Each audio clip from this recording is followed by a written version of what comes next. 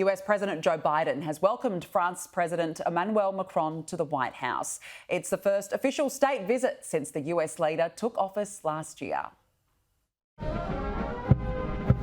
A ceremony filled with pomp and pageantry as President Biden welcomes French President Emmanuel Macron.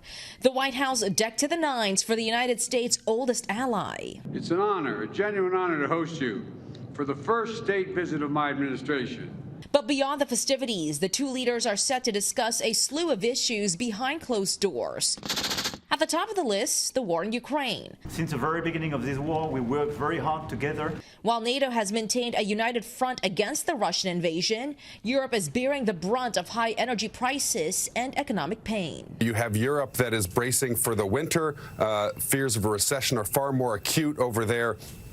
Given the war in Ukraine, the proximity to that war, than they are here in the United States. Beneath the glitz, tensions are also simmering over the Inflation Reduction Act. Macron's government estimates the plan could cost the country 10 billion euros in investment and 10,000 jobs. The $369 billion in that package for incentives for clean energy, to transition to clean energy.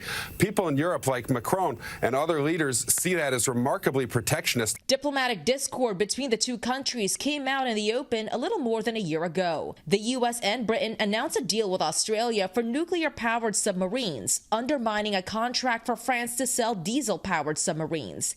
President Biden later called the U.S. handling of the deal clumsy. The two leaders meet again this evening for a state dinner with a menu featuring Maine lobster, beef, and American cheeses.